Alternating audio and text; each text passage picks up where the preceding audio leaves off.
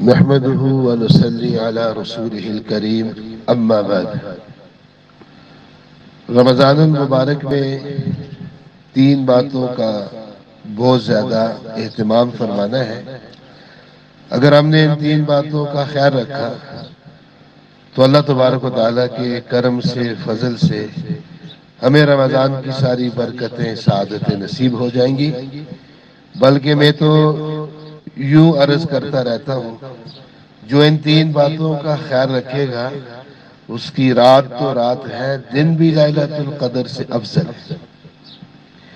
پہلی بات یہ ہے کہ ہماری سحری بھی حلال ہو، افطاری بھی حلال ہو، اس کا بہت زیادہ اہتمام فرمانا ہے۔ زندگی میں بھی حرام کے قریب نہیں جانا ہے۔ لا تاکلوا اموالکم بینکم بالباطل۔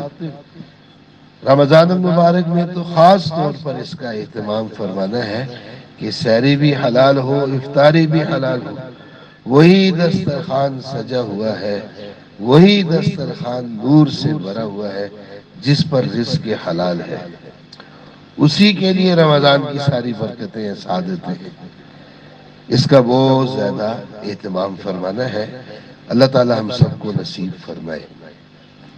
دوسری جو بات ہے وہ یہ عرض کرنی ہے کہ رمضان المبارک میں خاص طور پر اپنے آپ کو گناہوں سے بچانا ہے۔ روزہ اسی کا ہے جس کی آنکھ کا بھی روزہ ہے، جس کے کان کا بھی روزہ ہے، جس کی زبان کا بھی روزہ ہے، جس کے دل کا بھی روزہ ہے۔ الصیام جنۃ ما لم یخرقہ لعلکم تتقون۔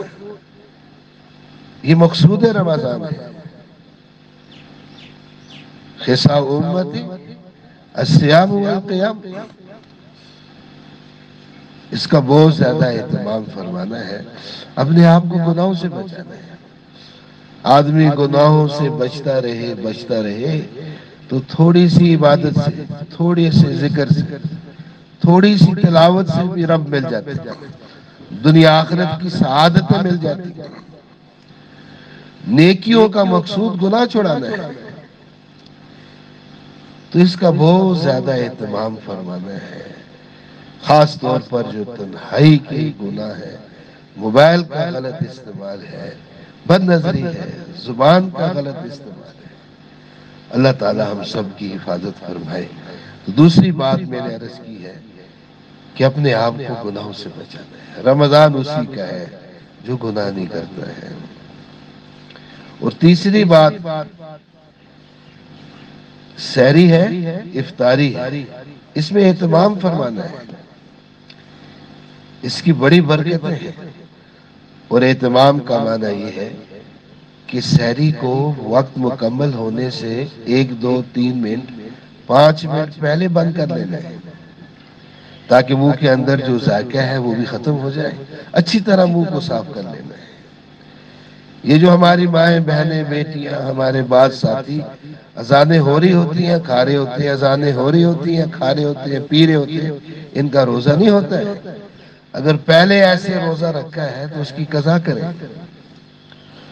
ایسے ہی افطاری میں بھی جلدی نہ کریں۔ بعض مرتبہ اذانیں جلدی ہونے لگ جاتی ہیں، اور ناسمجھ لوگ ہوتے ہیں وہ جلدی اذان دے دیتے ہیں۔ ہمارے پاس نقشہ ہے، ہمارے پاس وقت کا مقرر وقت ہے، سہولتیں ہیں، بلکہ 1 آدھ منٹ اوپر ہو جائے، ہم دعا میں مصروف رہیں، آدھا منٹ 1 منٹ اوپر ہو جائے، اور پھر اہتمام سے روزہ افطار کر لیں۔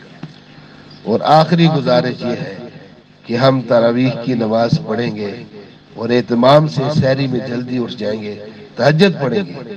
اگر پورا رمضان ہم اس کا اہتمام کریں گے تو ہمیں لیلۃ القدر آسانی سے مل جائے گی۔ میں ماؤں، بہنوں، بیٹیوں سے بھی گزارش کرتا ہوں کہ تراویح اہتمام سے پڑھیں۔ یہ رمضان کی عبادت ہے، اس کی بڑی برکتیں ہیں، اس کے بڑے فضائل ہیں، اور جو بیمار مستورات ہیں وہ بیٹھ کر پڑھ سکتی ہیں۔ مستورات کے لیے تو تراویح پڑھنا آسان ہے، اور سحری میں جلدی اٹھ جائیں، اور جلدی اٹھیں گے، 2 4 رکعتیں تہجد پڑھ لیں گے تو ساری برکتیں نصیب ہو جائیں گی، دعا کر لیں گے ساری برکتیں نصیب ہو جائیں گی۔ آسانی سے ہم رمضان کی ساری برکتیں لوٹ سکتے ہیں۔ اور ماں بہنوں سے خاص طور پر یہ بھی عرض کروں گا، جو آپ خدمت کرتی ہیں یہ بہت بڑی سعادت ہے۔